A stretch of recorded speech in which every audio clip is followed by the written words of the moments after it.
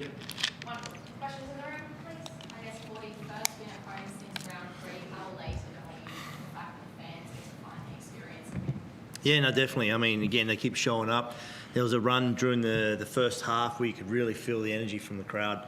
It was important that we didn't want to get too caught up in the energy and burn out soon. There was a game plan we wanted to do. We started to get in a little bit of back and forth with them. I thought every time we got on the rim, it was good results for us, and that slows it down. It's not a sexy way to win the game when you're trying to get on the rim and shoot foul shots, and three-pointers do look good. But no, it was great for the crowd to get involved, to cheer, and have something to go home feeling good. There's a lot of fourth quarters this year that have been, fourth quarter fade-outs, but it's something that sort of looked like it was on that trajectory of happening and it didn't. I guess how proud are you that the guys were able to push through it and get a 6-point win in the end? Yeah, I mean, maybe the mindset is because we're not playing for postseason. So this is probably still going to be a mental hurdle for a lot of these young guys to get over, is that, we still found ourselves in a bit of foul trouble, and we still miss some bunnies at the rim and we miss some foul shots. And, we've gotten over the hurdle now because we're just playing with a sense of freedom. But,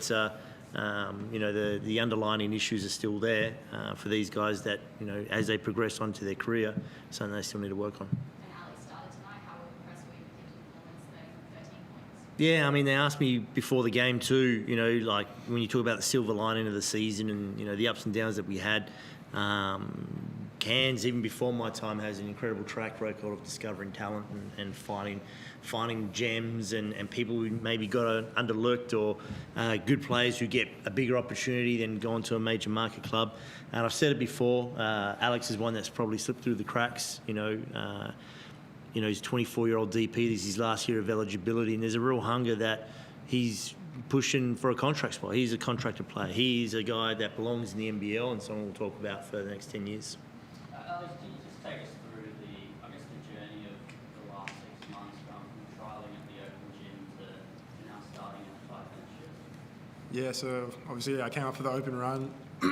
It's one of the hardest days of basketball, and got the call about a week later from Forde saying you want to come up, and I couldn't really say no. And then I don't know, just me progressing and being in my first fully professional environment in the NBL it's been good. It's been tough, but I think I've learned a lot and gotten a lot better, and it's just awesome just having this experience. Obviously the season's been up and down for us, but I feel like I've got a lot better player, and it's good we got the win tonight. What's the biggest thing you've learned from Forde since your time this season? Just to keep staying with it, like he says, even though we had a big losing streak, every practice we go after it and stay with it and just stay solid, because we just got to keep playing.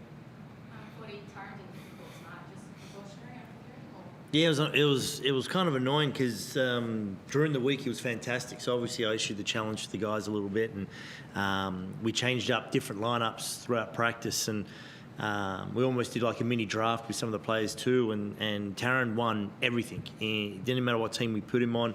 It was a shooting drill, they won. It was a shell drill, they won. They did a scrimmage, they won. And then he just sort of flagged a bit of back complaint. Nothing major, just a level of uncomfortableness. He really tried to get through shoot around. Then we had the physio today to get through treatment. But in the end, he just wasn't able to move naturally, and maybe that's on me because we went a little bit too hard during the week because we wanted to respond in a positive way after our performance last week. So it was unfortunate and disappointing, but it's a long flight to Perth tomorrow. We probably won't take him. We'll give him this weekend, easing into next week, knowing that we've got 2 of the longest road trips after this long road trip to Perth. So better safe than sorry. Could you just talk a bit about Tanner Groves? Even some of the defeats this season, he's really just given 100% every game, every minute. Same through how he's developed and kind of navigating the foul trouble as well. Yeah. He's perfect for us, and this is out of everything when you sit back and feel like things that we got right. He was one. He had a 5-year history of no injuries, and then he comes to us and just unfortunate he's ruled out for 2 months. And then he had 9 games where he averaged 4.5 fouls and super productive in all those minutes. But games officiated, the NBL doesn't.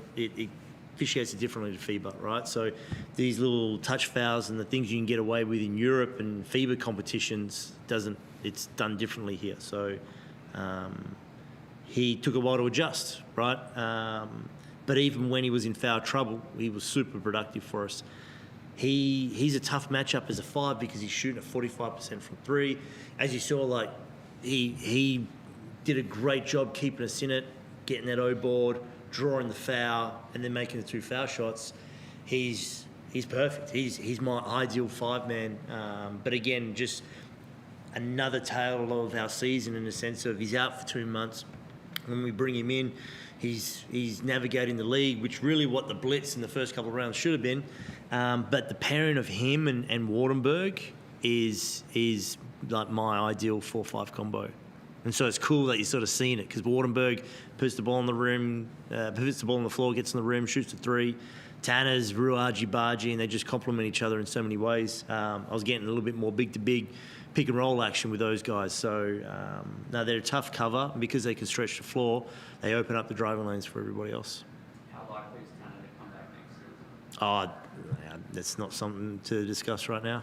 Obviously, Perth on Saturday, you've struggled against them this season, haven't managed to get a win. But how important will that be to continue this momentum, having just pulled off a win against the Lava-Leaders? Yeah, I mean, we don't want to replicate last week where we had a good win and then had a real bad loss. So, look, it's a long flight over. We're going to get the boys rested and settled and travelling with Tom, who's going to be working overtime to keep the boys in tip-top shape. But, you know, the guys are always up for the challenge. Forde, there was a moment late in the first, I think it was late in the first or early in the second, where it was shot, rebound for just a specific player of your boys. Does it, that hunger that you talk about, does it kind of make you have grey hairs or tear your hair a bit where that hunger could have been earlier on the season and it's come in the last sort of couple of weeks? Yeah, no, yes, right, because it's a combination of availability and then just coaching a new group.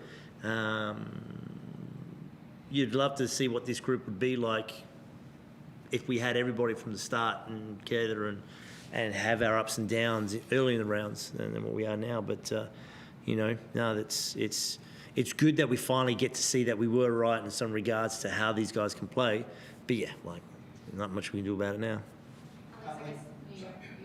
Alex, I think 9 points in the first 5 minutes, 3 O-boards, a steal. I mean, the team was hitting threes. How were you kind of feeling in that first 5 minutes? The crowd was getting really loud. No, I was hyped. Like the fans, they're amazing every week, and I don't know, I was just trying to play hard, and the whole team was just doing well, rebounding well, and then it leads to buckets. So I don't know, it was exciting, and it was good we managed to get the win in the end.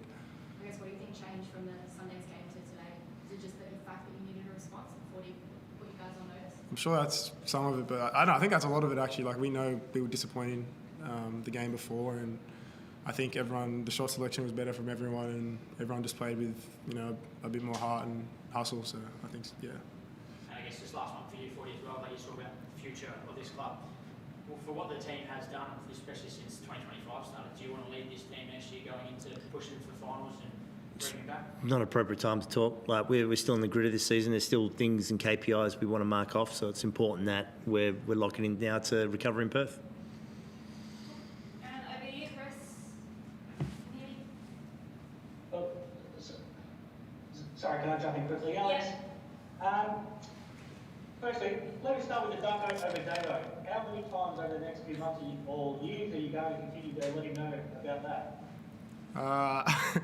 Well, yeah, Davo's my boy. I've known him for years now, so I don't know. I might send him a message, but I don't know. I'll just keep going, keep playing. You've had a lot of big dunks, especially in the NBL play. That's probably your best NBL dunk. How nice is it to do it on a big stage like that? Yeah, it was awesome, and it's good to see the guys hyped and the crowd as well. The crowd was amazing, so it was awesome. You touched on when you came up for that tryout, and then you get the DP spot, and then I remember how excited you were just to make your debut back home in Sydney. And at that point, you just didn't know how many opportunities you would get. But now that you're playing regular minutes, you're starting at different times, and you've proven that you belong in the NBL. I mean, has this season just surpassed all your expectations? Yeah, 100%. Like, obviously, as a DP, I've been lucky to get as many games. Felt like I've shown that I belong, but I've just got to keep working and, that's what I try to do at every practice, is just work hard and show that I belong. Forde, there's a lot to like about the win. Is the best part that you won it because it felt like you out-hustled them, you outworked them, and you won them, and you beat them in all the executive areas. You didn't have to shoot them off the court. You did it because you outworked them. And that's team that's 37 assists on Monday night. They had one in the first half tonight. I mean, that's just one area. Look at the offensive rebounds, you look at every area. Is that one of the most pleasing parts? Yeah, because the rebounds have been an issue for us all season, and I know it's something we keep addressing. So it was rewarding to see like the 5 guys on the floor, and you can't just send all 5 to the glass, you know, especially a team that shoots a lot of threes and there's long rebounds available. So it's about being smart and calculated with it. So it was good seeing multiple possessions where we got multiple offensive rebounds and second chance points. You know, because you know, a lot of the games, especially how to win in the NBL, is just off the back of grit, determination. You don't always have to have the most talented roster. You don't always have to have, you know, the big name superstars, and it definitely helps. But winning in the NBL is different to other leagues in the world, that if you just got 5 dudes that actually really give a fuck, then they'll get after it and they'll generally come out with a result. I hope that's not fine. Just that Forde. No, it's not fun. Just to finish with, I mean, sorry, that threw me out. I forget what actually, I've got my blank. I might let you guys go. Oh, Thanks, Chris. done. Done? Yeah, we're good. Beautiful. Thank you.